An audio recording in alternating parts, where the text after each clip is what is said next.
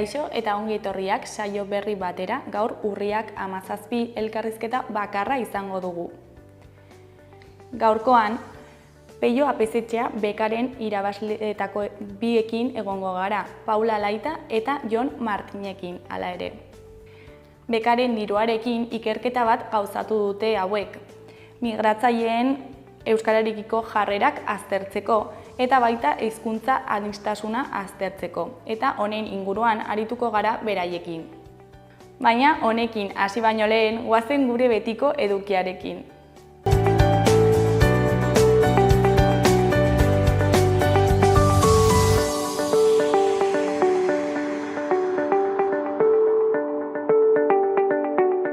Goazen orain gaurko efemerideekin. Gaurko egun batean, 1903an Bizkaiko meatzariek greba historikoa abiatu zuten. Urte batzuk geroago, 1936an Aitzol idazle euskaltzale eta elizgizon abertzalea fusilatu zuten frankistek.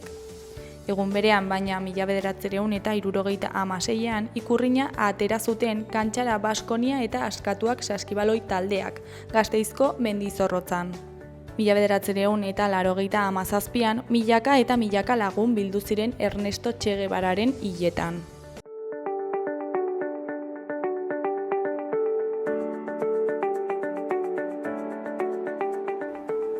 Errepasatu dezagun aste honetarako agenda. Ostegunean, alde batetik, Denda Ostekoak liburua irakurriko du Zaldiko Maldikoko irakurle taldeak.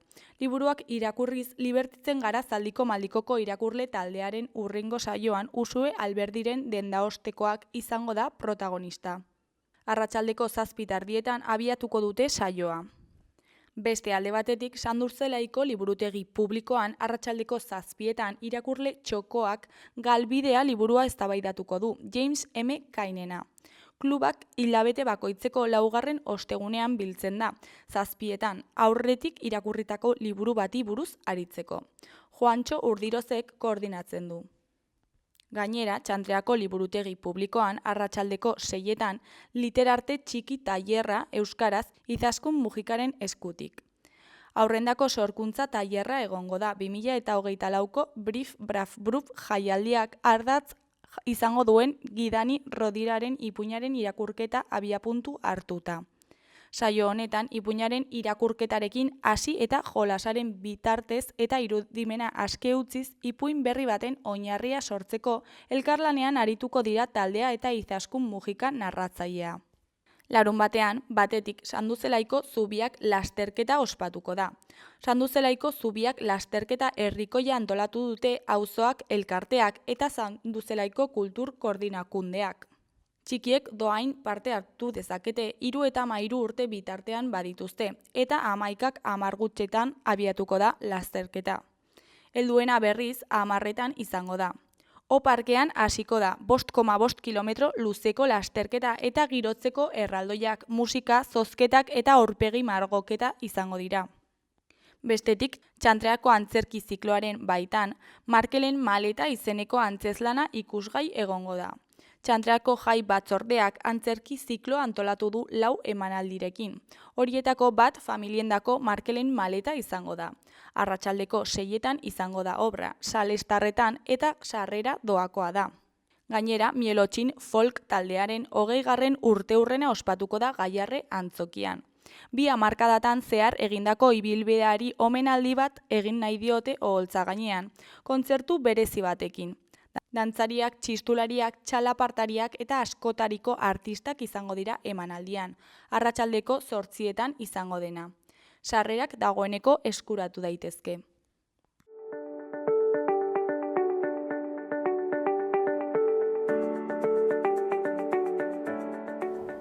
Ikus dezagun gaurko egunkarien azalek zer dioten. Diario de Notiziasen titular nagusian, merkatariek premiazkoa dute sektorea biziberritzea 2016tik 1375 itxiera izan ondoren. Sustapen ekonomikoaren arloak bultzatzeko lege proiektua babesten dute. 1985 eta 2009 artean jaiotakoak erakarri nahi dituzte, online erosteko joera baitute. 2023an aurreko 6 urteetan baino negozio gehiago itxi ziren Nafarroan. Argazki nagusian, anaitasunako 3 talde nagusietako jokalariek 30 panpina suspertzeko ariketak egiten dituzte. Titularrean, joko bete-betean bizitzak salbatzea. Anaitasunako plantillek prestakuntza jasotzen dute RZPen ezinbestekoa baita geldialdi baten aurrean. Hori koloreko berrietan alde batetik euskararen bultzatzea azokan. Beste alde batetik UNED Iruña 9.500 ikaslerengana iritsi da. Jarraian, akarik kazolatxorik onena du. Goiko berrietan, alde batetik, Nafarroak 121 milioi euro ordainduko ditu 2025an itzaleko bidesariengatik. Beste alde batetik, langabeek errenta aitorpena egin beharko dute. Eskuineko berrietan, alde batetik, Gorenak lehen aldiz inputatu du fiskal nagusia. Beste alde batetik, NPBek 52,7 milioi banatu dizkien Nafarroako 10.900 abeltzaini eta nekazariri. Jarraian, Nafarroa da soldata pobreziako tasarik txikiena duen erkidegoa. Bukatzeko, memoriaren elkarteek legezko bidetik eroritakoak eraisteko eskatu dute. Diario de Navarraren titular nagusian, García Ortiz historian auzipetutako lehen fiskal nagusia inputatu du Gorenak. Ayusoko mutil lagunaren kasuan, sekretuak ezagutarazteagatik auzipetu du. Argazki nagusian, Julen Elustondo anaitasunako eskubaloiko gainerako plantilla nazionalak bezala RZP-erako masajea egiten. Titularrean, anaitasunazko bizi praktika. Eskubaloiko talde nazionalek bizkortzeko oinarrizko maniobrak ikasten dituzte. Eskuineko berrietan, alde batetik pobrezia arriskuak gorantz jarraitzen du Nafarroan, 117.000 ahulekin. Beste alde batetik, Ibarrolak 30 urtetik beherakoei PFEZ kentzearen alde egin du. Jarraian, ustelkeriaren aurkako fiskaltzak talde kriminala izatea leporatu dio Abalosi. Goiko berrietan, batetik, akarik kazolatxoaren astea irabazi du. Bestetik, UNED Iruñako 4.000 arimak. Azkenik, senior ahotsak koru batean elkartuta.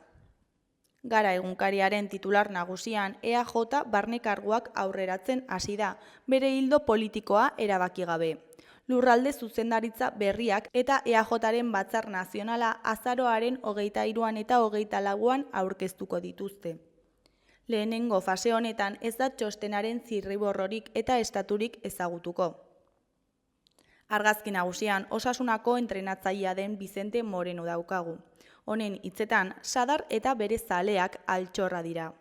Erdiko berrietan, goikoan, Eibarren, EAJko bozeramailearen dimisioa PSR-ekin egindako akordioa dela eta.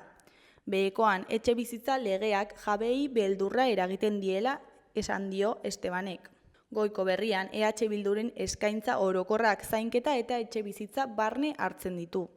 Eskuineko berrietan, goikoan Urrutiko etxearen erreportaia dugu. Georgiaren patua auzitegietan. Behekoan, Iranek NBR-i ohartarazi dio gogor erantzungo diola Israelen erasoari. Berriaren titular nagusian, etorkinak atxikitzeko Italiaren eredua aztertu du gaur EBek. Italiak 16 migratzaile bidali ditu Albanian eraikin dituen esparruetara. Von der Leyenek eskatu du kontuan hartzeko migratzaileak batasunetik kanpo atxikitzeko aukera. Argazki nagusian, Udatxo eta Balu artistak kartela eta leloa aurkezten atzo Durangon. Titularrean, hartzeko eta emateko azoka. Hartzea ematea da leloa izango du Durangoko 59. azokak. Abenduaren 5-tik 8 egingo dute. Beheko argazkian, Danel Elezkano dugu. Titularrean, Danel Elezkanok pilota utzi du, osasunak hala behartuta. Beheko gainontzeko berrietan, alde batetik justizia historikoa aldarrikatzen dute Karabatx garaiko errefuxiatuek. Beste alde batetik Bizardunak taldeko abeslaria den Jose Mari Carlosen hitzetan, badakit jendeari musika gustatzen zaiola, baina festa eta ikuskizuna ere nahi dute. Amaitzeko EAJak Euskadiren nazio aitortza jodu oinarritzat bere txosten politikoan. Goiko berrian, etxeko hautsaren mikromundua. Euskal Herria Irratiaren titular nagusian, Palestinarekin elkartasunean gobernu ordezkaritzan kateatu dira GKS-ko kideak. Espainiar estatuak eta enpresek Israelekin dituzten harreman politiko eta komertzialak etetea eskatu dute protestan GKS-ko kideek. Poliziak kateaturiko bi gazteak atxiki ditu eta aske utzi ditu ondoren. Era berean, bertan lanean ziren kazetariak ere identifikatu ditu. Eskuineko berrietan, goikoan Gara Gonzalezen hitzetan, pobreziarekin amaitzeko gizarte osoaren inplikazioa beharrezkoa da. Pobreziari aurre egiteko nazioarteko egunarekin gogorarazi dute erakundeek badutela bete beharra egoera larriekin amaitzeko, baina gizarte guztiaren inplikazioa ezinbestekoa dela iruditzen zaie entitate sozialei. Pobreziari ezin zaio zeharka begiratu. Ez daude errudunak, bai ordea arduradunak. Adierazi du pobreziaren eta gizarte bazterketaren kontrako sareko kide Gara Gonzalezek. Behekoan, greba orokor batean piketeak egiteagatik salatu zituzten 3 gazte absolbitu ditu epaileak. 2020ko urtarrilaren 30ko greban izan ziren gertakariak Donibane auzoan. Apostu etxe batek itzi zezan indarkeria eta mehatxuak erabiltzea leporatzen zitzaien. Fiskalak 2 urteko kartzela zigorra eta 200 metroko urruntze agindua eskatu zuen, baina epaileak auzipetuen jarrera baketsua berretsi du.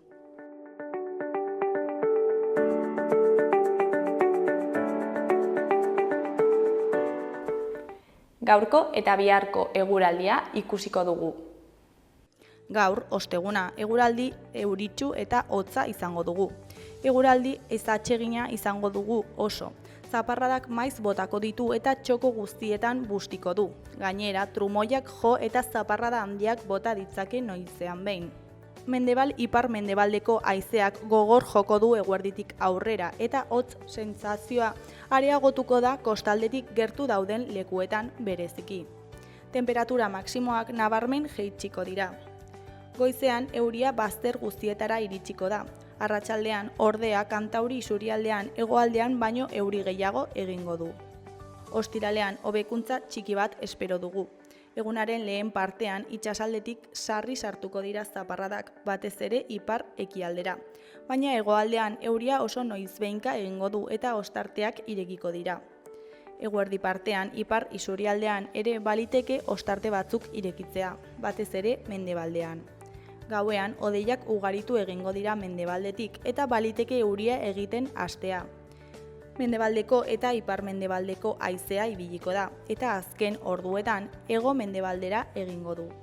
Temperatura pixka bat igoko da, baina hala ere orokorrean maksimoak 20 gradutik behera geratuko dira.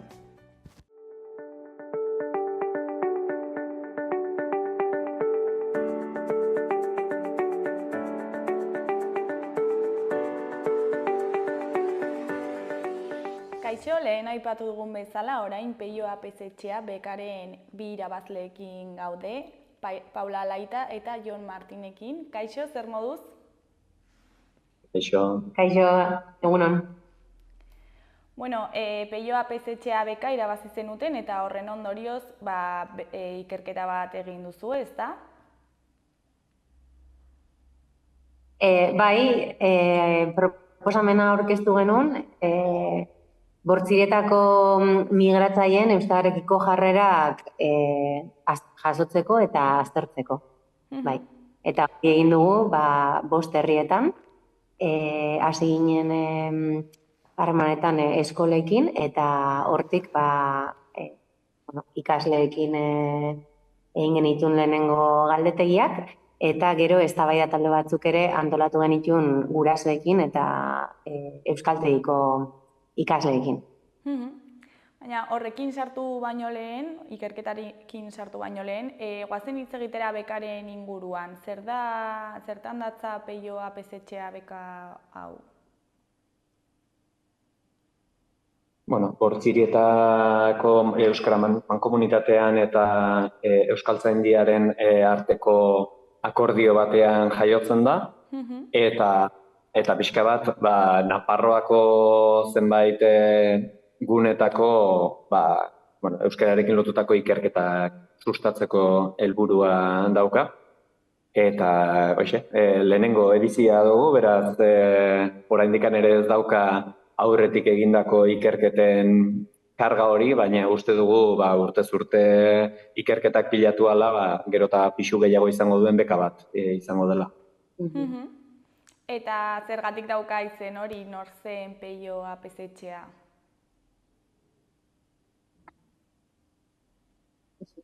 Bai, euskararen sustapenean garrantzia handia edukizun pertsona bat izan zen, eta pixkat prentsaurrekoan eta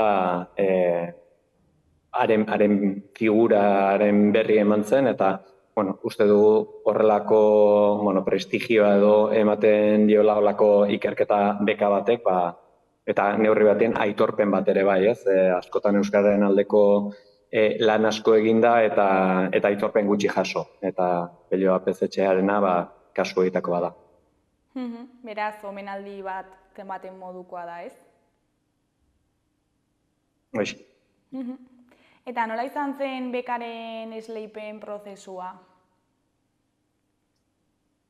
Deialdi bat argitaratzen da, gero, guk pentsatzen dugu interesgarria izan daitekeela bortzirietan, migratzaileen hizkuntzarekiko jarrerak aztertzea. Gero ikertaldea osatzen dugu, hemen gu biok gaude, baina ane osua ere taldean egonda, edo badago. Eta gero proposamena idatzi genuen, eta irabazi genuen beka, hortik aurrera ikerketan hasi. Eta orain arte, azken behin betiko txostena entregatuta, eta orain gehiago gaude komunikazio lanetan, bai arlo akademikoan, bai herrietan. Osea, talde moduan aurkeztu zineten, ezta? Bai, hirurok batera. Eta zer suposatu du zuentzako hau irabazteak? Batez ere lana. Azkenean da, motivazio bat genuen oso ikerlari perfil desberdinak elkartu gara, batetik Paula, segurazki igual soziolinguistikan eta trebatuen zetorrena eta gaiari buruzko jakintza gehien zeukana, ni akaso arlo akademikoan eta migrazio prozesuekin lotuago, eta gero genuen ane osua, aurrezkuntzako ikasle izanik, ikerketan oraindik trebatu gabea, baina bertako jakintza zeukana, bertako kontaktuak eta lagundu diguna askotan, maila akademikoan edo teorikoan gelditzen dien gauza askori lurra eta lokatza jartzen. Eta zergatik hautatu duzue gai hau?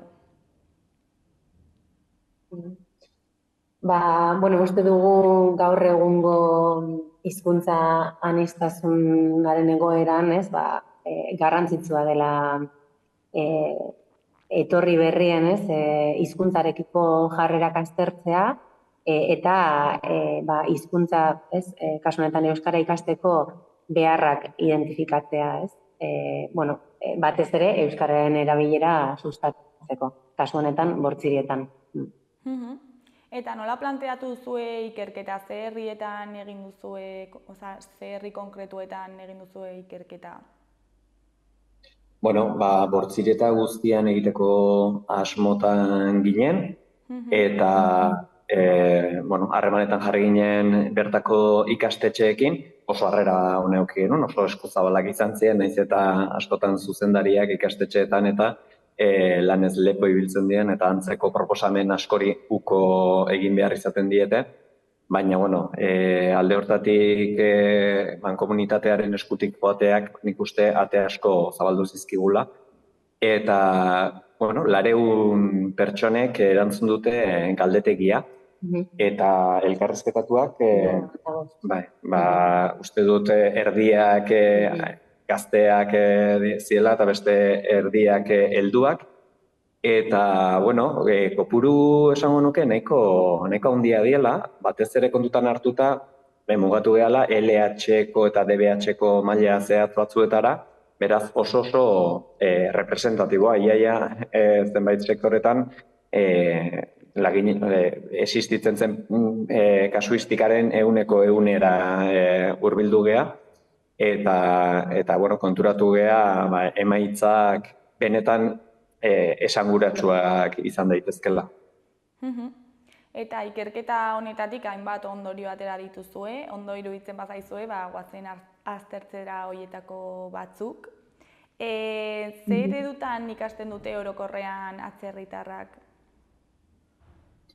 Bueno, orokorrean esan behar da, nagusi dela D eredua eta D eredua ez ezik euskararen aldeko jarrera. Egia da batzuetan zati ezkorrenetan edo arazotsuenetan zentratzeko joera dugula, baina orokorrean oso jarrera onak aurkitu ditugu, bai bortzirietarren artean, bai bortzirietara jaio ondoren iritsi dienen artean. Eta, bueno, atzerritar edo halako hitzekin definitzen ditugu bortzirietan jaiotako pertsonak ere.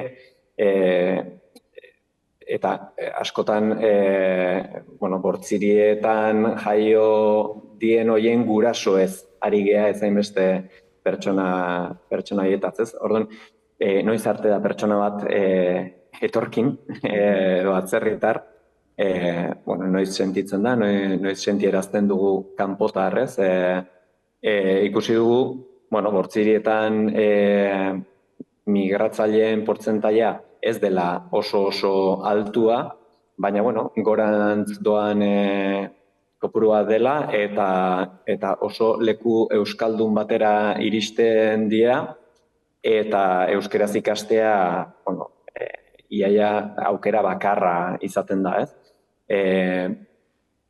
Hala iristen ez dioten gurasoek, A edo B ereduan matrikulatu ditzakete behaien seme-alabak, eta orduan bai, gerta daitekela guztizgune euskaldun batean bizi, baina euskararen erabateko jabekuntzarik ez edukitzea sekula. Eta non jarri duzue hor, muga edo, zer hartu duzue etorkin bezala? Segmento asko egiten dira ikerketa hauetan eta saiatzen gea konparatzen eta gakoak non dauden begiratzen. Batetik, gakoetako bat izan daiteke jatorrizko herrialdearen izena, ez? Orduan, sailkatze handi bat eginda, esan dezakegu Espainia, Latinoamerika eta besteak jarri dugula. Nahiz eta besteak hortan oso pertsona desberdinak sartu, ez? Ez da gauza bera Frantziatik etorritako pertsona bat enpresa bateko buru edo gerentzian dabilena eta bere seme-alabak eskolara ekarri dituna edo Ganatik etorritako pertsona bat. Gero beste segmentu alde itzateke, lehen hizkuntza zein dun bakoitzak.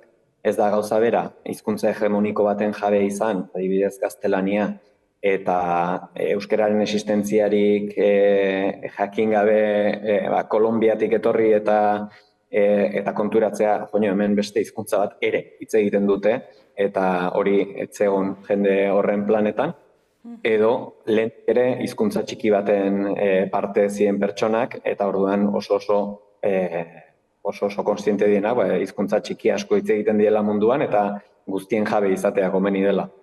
Begiratu dezakegu genero aldetikan ere, eta jatorri ez ezik begiratu dezakegu jatorri hori aitona monena den, gurasoena den, edo behaien apropioa den ikasleena.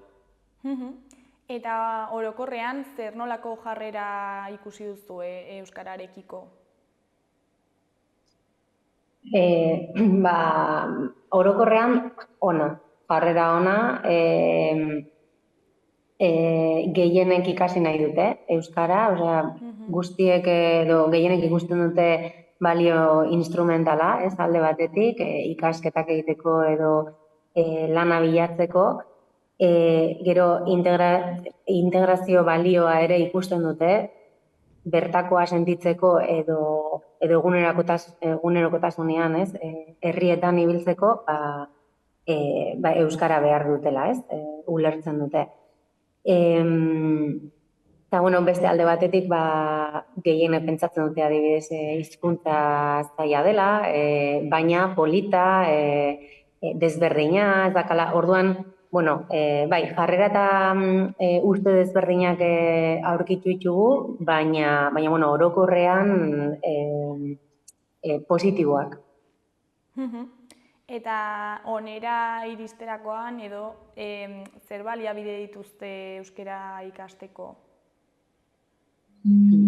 Bueno, baliabideak eta erraztasunak eta zailtasunak egon daitezke, eta adibidez gure hipotesie batzen, faktore ekonomikoa izan zitekela jendea atzera botatzen zuen zerbait, eta konturatu gara, ez jendeak badakiela euskaran ikasten den, eta ez duela inongo arazorik ekonomikoki hura ordaintzeko. Besterik da, ze lan baldintza dituzten pertsona horiek, askotan zaintzara edo ostalaritzara dedikatzen dien pertsonak dira, eta beraz, ordutegi aldetikan askotan oso mugatuak dauden pertsonak. Orduan, identifikatzeko ere batzutan, jendea oso konstiente da adibidez ingelesa jakiteko matrikulak ordaintzea eta importantea dela, baina euskeraz ez du kexari. Kexa gehiago dira garraioari dagokionez, edo behin ikasten hasi eta pauso hori eman da gero, lekuak, praktikatzeko lekuak. Hoxe botatzen zuen jendeak faltan, ez? Ni hain naiz ahalegin bat egiten eta gero norekin praktikatzen dut, ez? Askotan egia da euskaldun zaharrek pazientzia gutxi izan dezakegula euskaldun berriekin. Eta horri nola eman aldiogu buelta? Nik uste dut horrelako proiektuetan identifikatzen direla, benetan haien beharrak zeintzuk diren, eta hortik harrera planetan eta plan estrategikotan eta erakundeek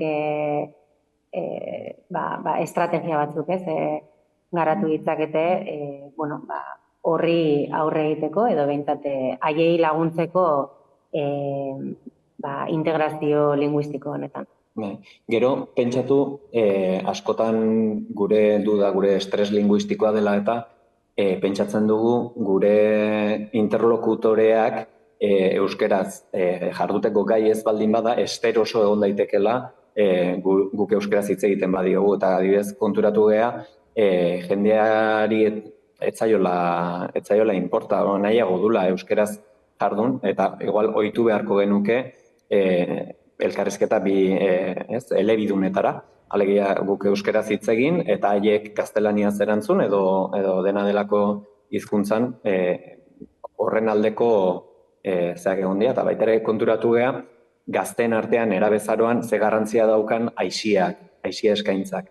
Zenbait A-ereduan ikasten duten, zenbait ikasleek adibidez, euskerarekin duten harremana erabat akademikoa da, ez dago euskera eta plazera, euskera eta konsumoa elkartzen ditun zer, eta gutxi batzuk adibidez esan ziguten nola lesakara juten zien futbolian jolastera, eta han ezagutzen zituzten beste ekipoko batzuk, eta ekipo hortan euskera entzutearen poderioz konturatzen dela, hemen bada euskera hitz egiteko motibo bat, eta nik ahalegin bat egiten nahi dian erekin gaztelaniaz egiten, nik ulertu dezadan, eta gogoa erakusten zuten behaiek ere ahalegin hori beste norabidean egiteko, ez orduan, aitziako eskaintza egiten denean, euskerazko eskaintza bat egiteak ze garrantzia daukan, adibidez gogoeta egin beharko genuke.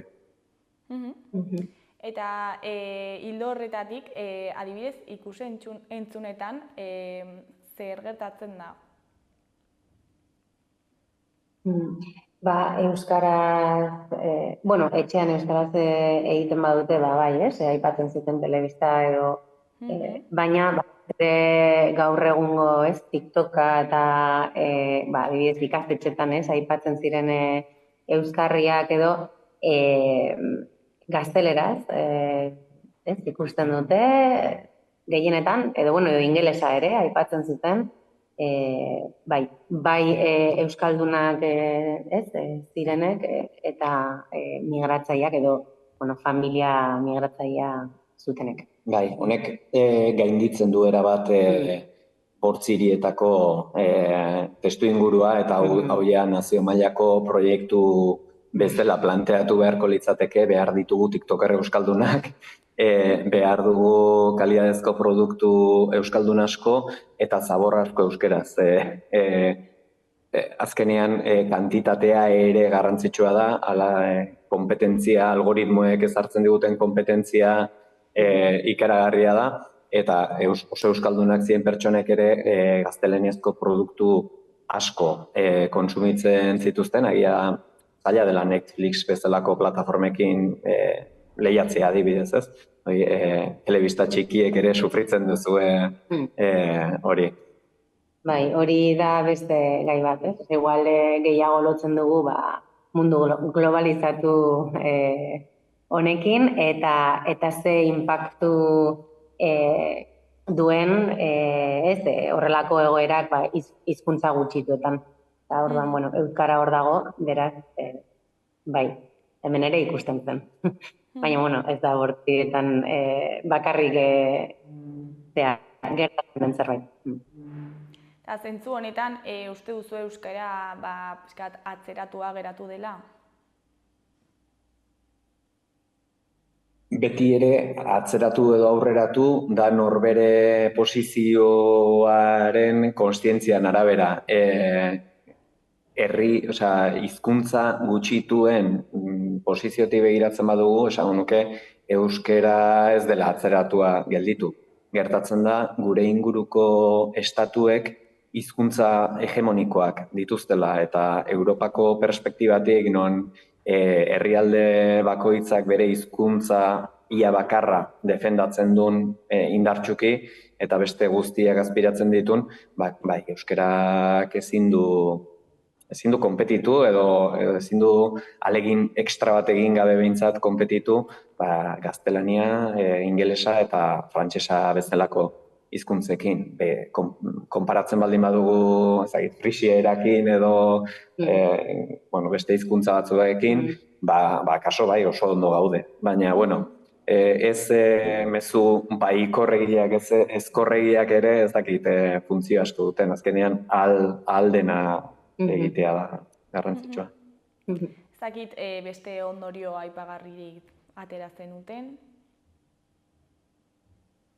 Ez, ikerketaren balioa, nik uste dute, benetan, batzutan usteak ditugula, eta, gai honetan ere bai, orduan, ikerketak egiten jarraitzea, oso garrantzitsua da, benetan egoera ulertzeko eta datu horiekin, estrategia berriak garatzeko.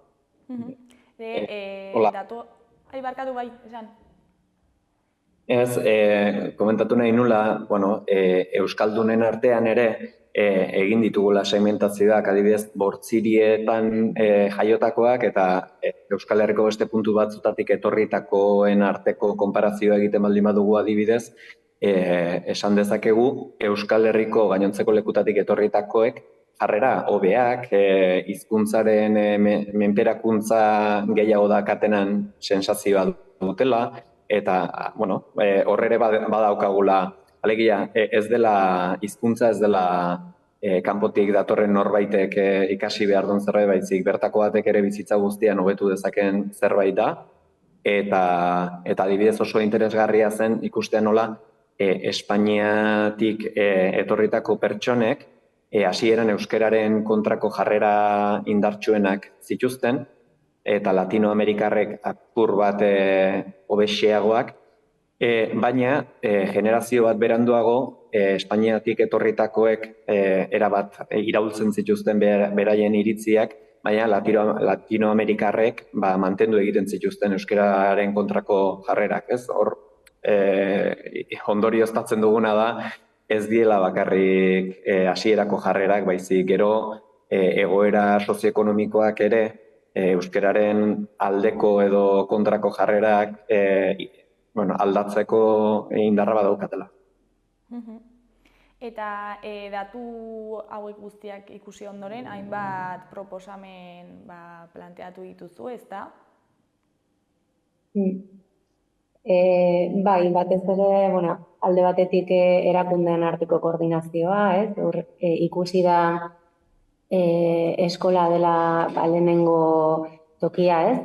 Etorri berria iristen denean, batez ere familia baldin badu, orduan, eskolaren, euskaltegiaren eta udalaren arteko koordinazioa oso garrantzitsua da, harrera plan horietan, ez, estrategiak garatzeko eta haien beharrak, ez, hasieratik aurre ikusteko eta erantzuteko. Eta herritar moduan zer egin dezakegu haien integrazioa errazteko? Pentsatu behar dugu datorrenak ere badula zerbait aportatzeko, eta askotan exigentzia maila handia daukagula haiekiko, eta gure buruari ez diogula haiegandik zipristintzen ere uzten, ez? Gastronomia, Euskal Herrian gauza gastronomikoki konpontzen ditugulako adibidez, gastronomikoki beraien herrialdean zer egiten den jakin, dastatu, sentiarazi beraiek ere badutela emateko zerbait, eta horrek berak bihotza xamurtzen du, ez? Sabela bihotza xamurtzen du, eta gero erresagoa da euskerara hurbiltzea. Azkenean, guk ere ahalegin bat egin behar dugu, eta argi dago gu lehendik geundela, baina gure abizenetara behiratzen badugu konturatzen gea. Gu ere nonbaitetik etorria ginela, eta guri aukera hori, espazio hori eskaini zigutela noizbait, eta orduan guk ere eskaintzea zor diogula. Beraz, integrazioa alde bikoa izan beharko litzateke, ez? Bai, noski, ez? Interakzio guztietan alde biko norabidetara doa, eta guk ahalegina egin behar dugu, eta haiek ere, haien partez ahalegina ere, bai, orduan, bion arteko ez edo komunikazioa, eta, lehen esan dugun bezala, proiektu hauetan bai lekua edo espazioa sortzen da, ez, elkarrizketa hauek eukitzeko, bai, garrantzitsua da. Orain, Palmako Ideologin Kongresuan zaudete, ezta? Eta bihar aurkeztuko duzue zuen ikerketa, eta zer urduri zaudete? Beti badukagu olako improvisatzeko tartetxo bat, eta, urduritu gaituna batez ere da hona etorri den Euskaldun kopurua ikusteak. Kontuatu gea, lehen kontatu digute ez da, 17 komunikazio daude gurea barne, euskarari buruzko jarrerei buruzkoak, beraz, Euskal Herriko aditu soziolinguista garrantzitsu asko hemen daude, eta gaiari buruz asko dakien jendearen aurrean hitz egitea beti da nerbio pixkat ematen duen zerbait, azkenean denborak oso mugatuak dira, eta aukeratu behar da zer esan, zer utzi kanpoan, eta ikusiko dugu, zer moduz ateratzen da.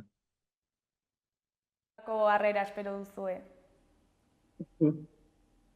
Ona, normalean kongresu hauetan jendea gogotsu dago, eta galdera askorekin, eta euskararen egoera horrelako kongresuetan beti da zerbait, ez?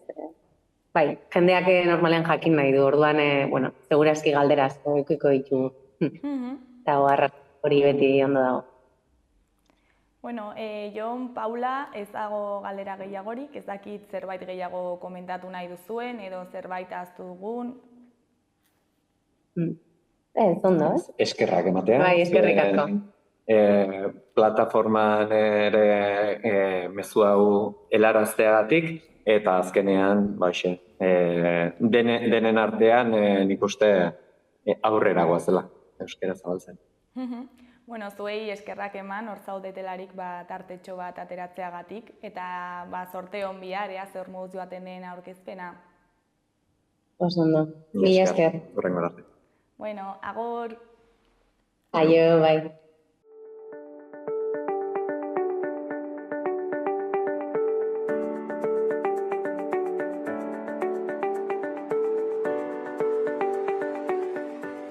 Bueno, gaurkoz hau izan da dena, bihar itzuliko gara eduki eta elkarrizketa berriekin. Ondo bukatu eguna, agur!